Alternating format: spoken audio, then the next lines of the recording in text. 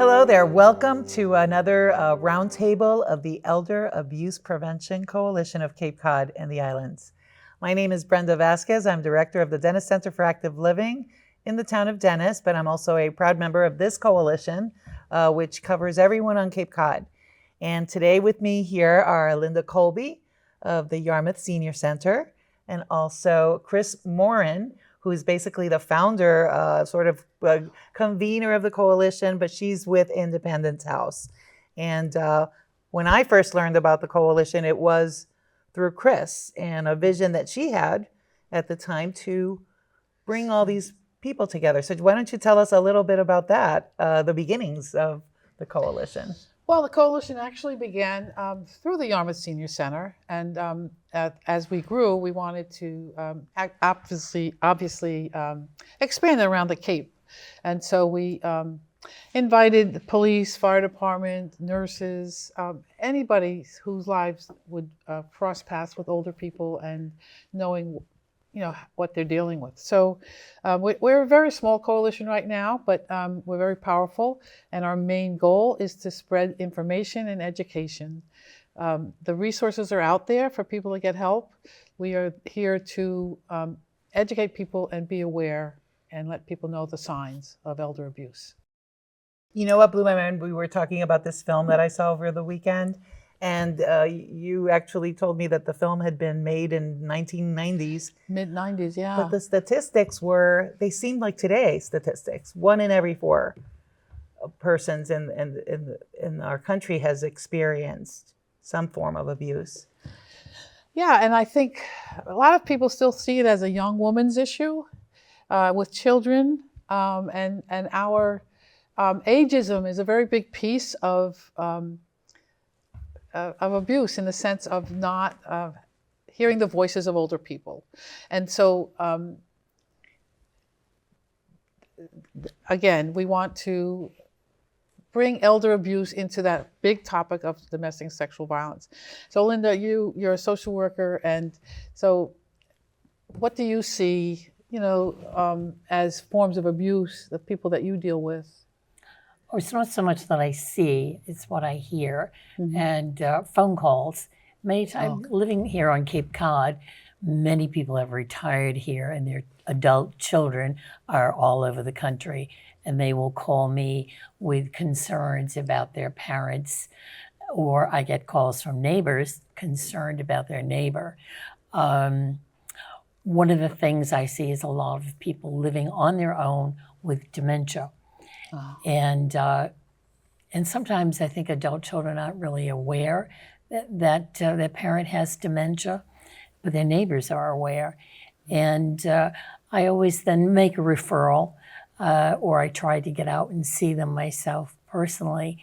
And I think the social isolation of many of our seniors is detrimental to their mental health as well as their well-being. I do a lot of home visits, and I've run into hoarding situations. There are many hoarding situations, and I do run a group for hoarders at the Yarmouth Senior Center. And it started out as a 16-week course called Buried in Treasure. And people liked it so much, or the group liked it so much, they're still with me 5 years later. And I said, well, the 16 weeks are up. So it morphed into Clutter's support group. And I think it's been helpful for everybody in the group. And they've made friends with each other. They're going out to lunch now, going to my group.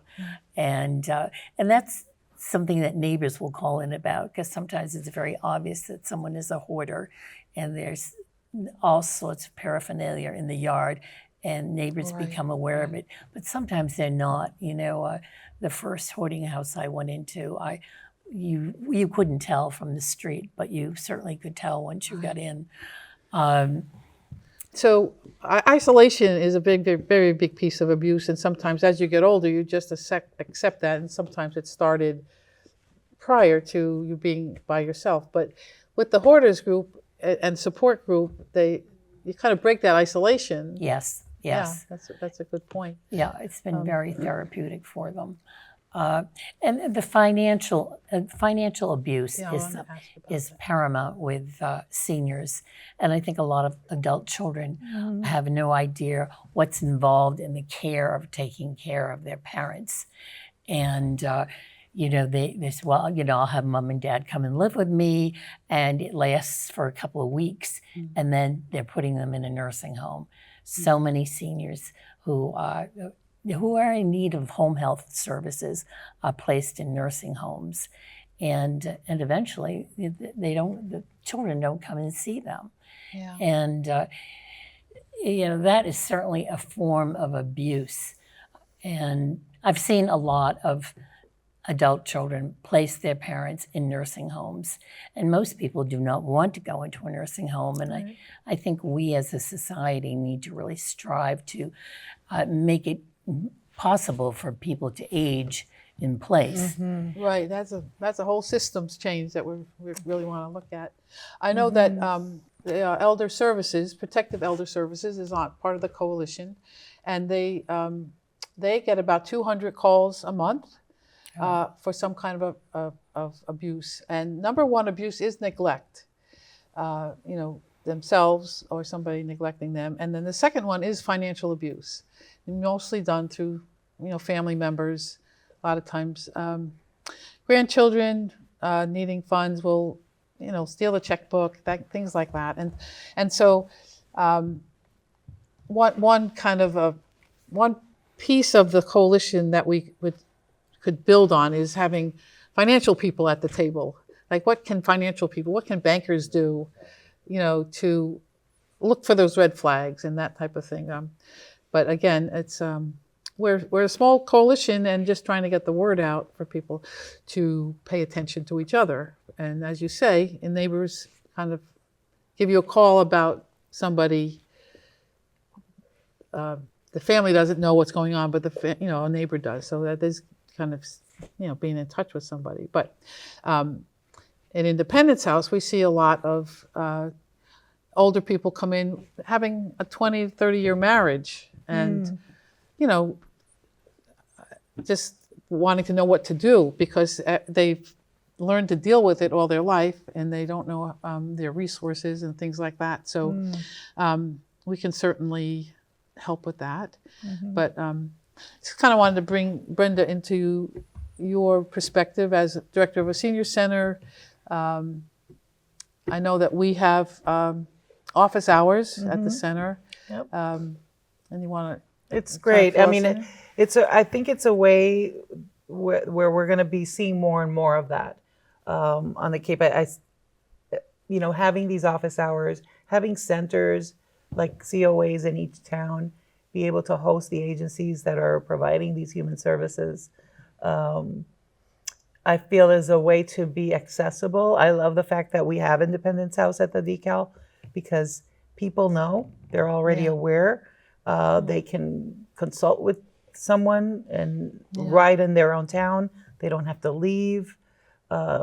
Even though we would provide transportation for that, it still feels, it's a difficult thing to talk about to begin with. It makes it easier to do it in a place that's familiar, where you feel safe. And so that's one of the things that we've enjoyed about having our visiting agencies. I think also people are afraid, especially our age group. We grew up accepting domestic violence in the home. It was a personal matter.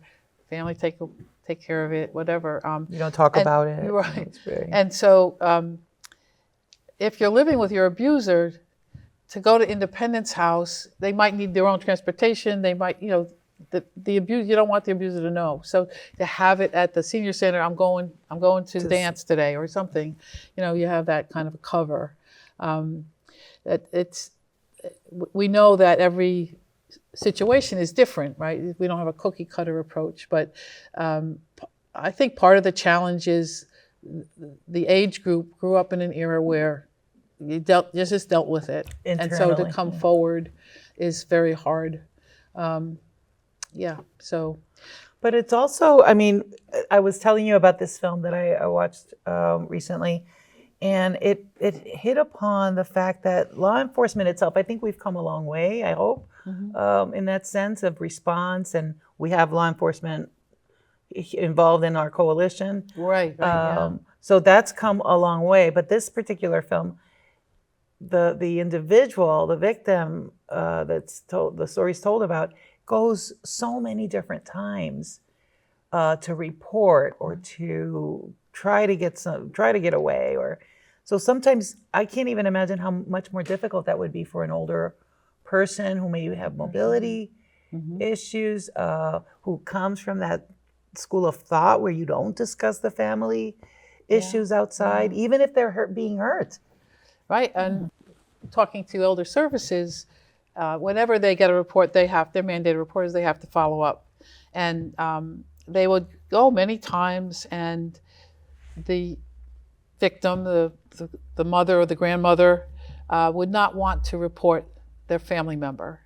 And some of that, Linda, you might know this too, is just that that person that is abusing them financially or emotionally is their social connection to the community, right?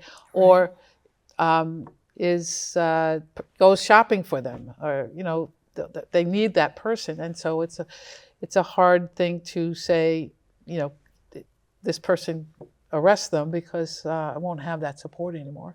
So there's lots of challenges, and as a community, we really need to have the discussions on how we can be really more kind to each other or something, and realize there's a lot of this going on. Yeah. Yeah. It's funny that you say that about being nicer to each other, being kinder. I don't know if it's COVID or if it's everything we've been through the last 3 years. There's been some change. I mean, I feel like the way that we're relating to each other, and in a sense, it almost makes me weary of what could be going on in some of the households that, are still shut in, and we do have them. Right. Have we run into any cases like that, Linda? Well, if there's anything good that came out of COVID, it was, having people get their vaccines. And, I sent out notices, that you could get your vaccine through the town. And if they didn't report back or send their application back, I went out to see them. And I did see this one woman. And she's, because her daughter had called me. She said, my mother had never got the notice to get the vaccine. And I said, well, I sent it. So I went to the house, and there it was. The notice was sitting on the mantle in her house. And then it became very obvious to me that the woman had a memory issue. She couldn't remember what she was doing. And finally, she did get the vaccine. And I called her and asked her, I said, how did it go? And she said, I never got it. And so I did call her daughter, and I said, your mother is living alone, and it's dangerous. And I said, she should not be living alone. And I said, what is the family planning on doing? And she was very angry with me. At any rate, she put the mother in a nursing home up near her where she lived in Boston, and the house went on the market.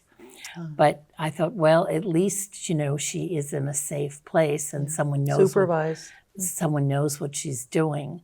And certainly seniors don't want to go to nursing homes, but she was really a high-risk person. She is someone that I reported to Protective Services and wrote up. I told the daughter, I said, I'm going to have to report this. And then she was really furious with me. And I said, because your mother is at risk. And I said, she doesn't remember that she got the COVID shot.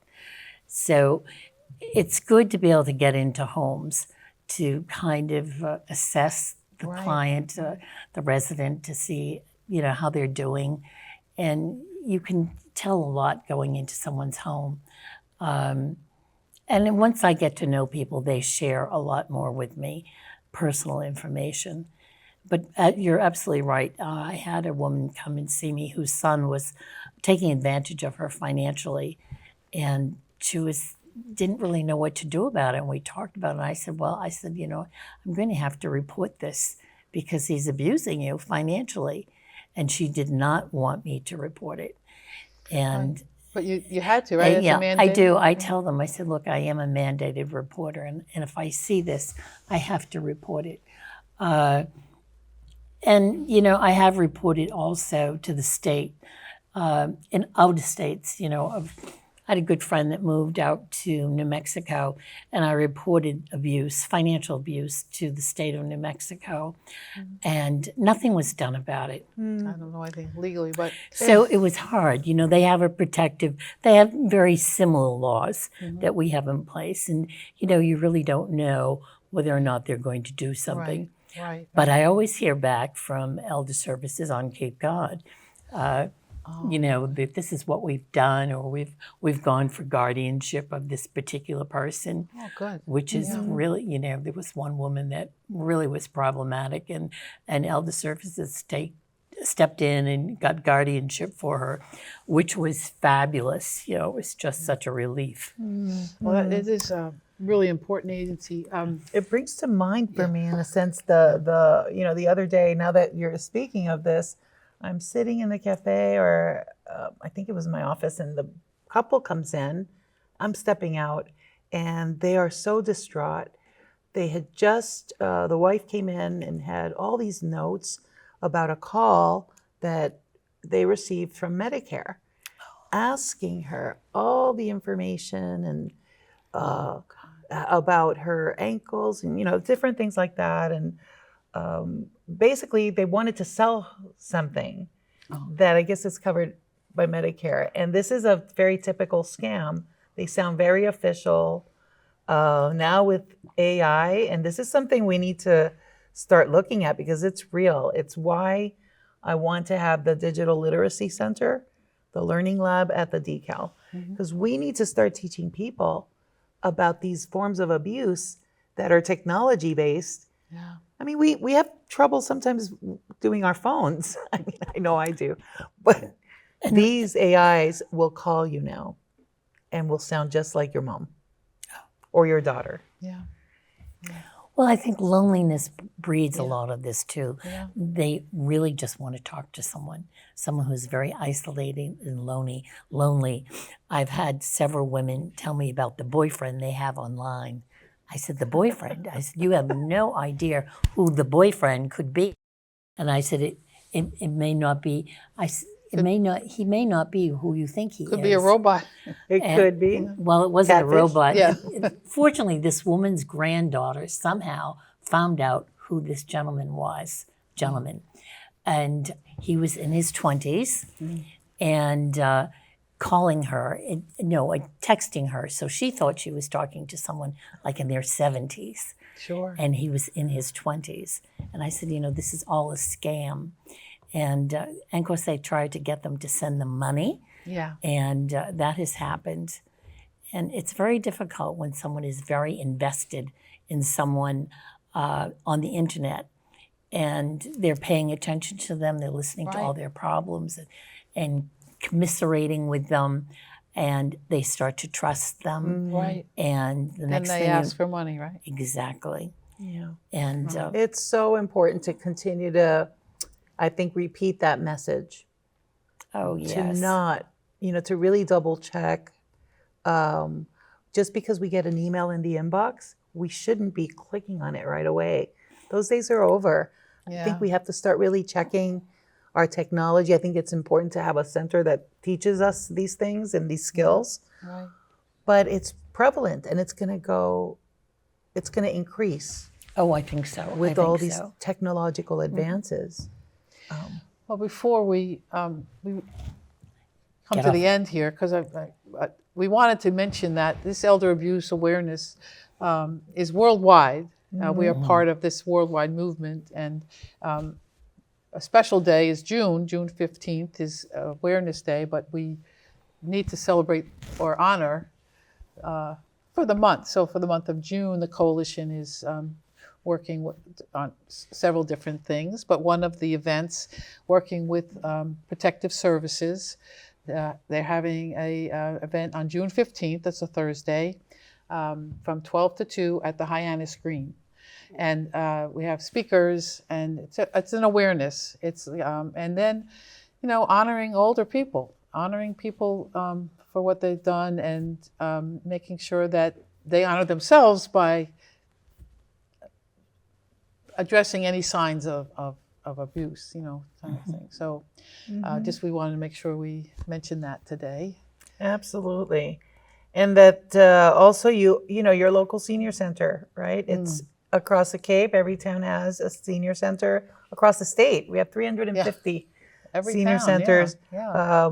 And so that's always a great point of access for information, for referrals, for support.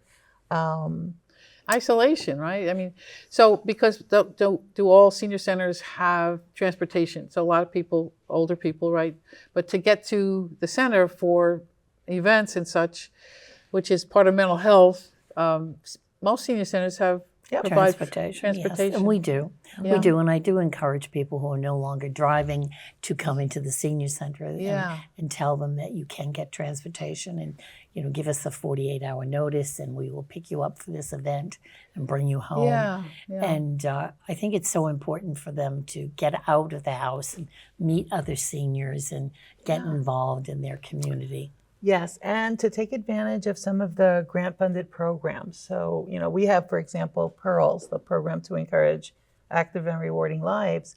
And this is phenomenal, I believe, because it's a community-based problem-solving treatment therapy. It's evidence-based. And what it allows us to do is social workers that actually use this particular model can go in and through home visits and actually help someone reduce their isolation and activate them back into community using the program PEARLS. And so it helps people work through some issue that might be keeping them isolated. They work through some steps to kind of take baby steps to move forward. And we've seen already some wonderful successes through our pilot in Dennis. So I'm hoping that we can continue to promote this program and to sustain it. I think we need more of that in community-based supports for mental health. Yeah. Most senior centers offer bereavement groups, which I think is very important. And many times the spouse has never really learned how to handle finances. And in that age group,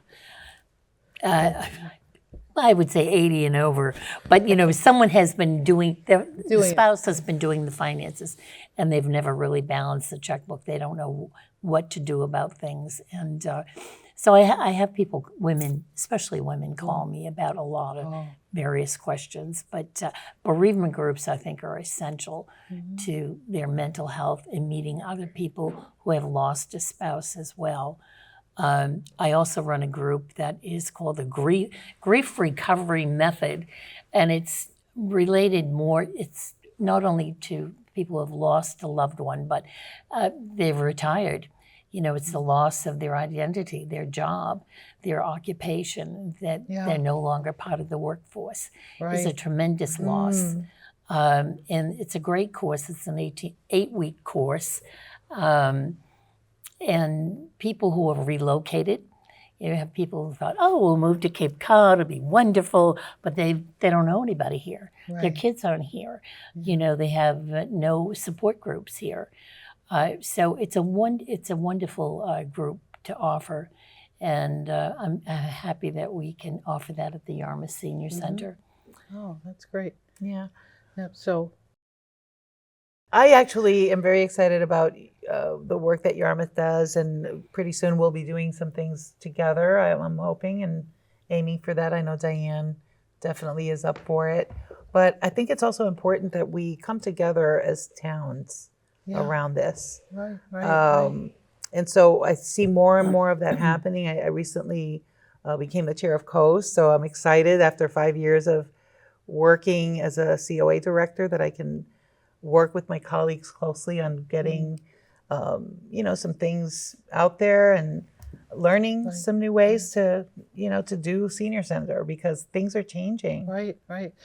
Yeah, COAST is really important to the movement because they're the experts in seniors and people growing old. So we're hoping to include more and more of them in the coalition and help us to direct our our work in ways that are geared for older people like myself. So, And I'll definitely be sharing about the coalition at all our meetings. so again, June 15th, Elder Abuse Awareness Day. We're having an event working with the Elder Protective Services here on the Cape. Be at the Green, High-Ass Green on June 15th from 12 to 2. We have a program there, and I hope to see you there. Yeah, I'll be there. So will I.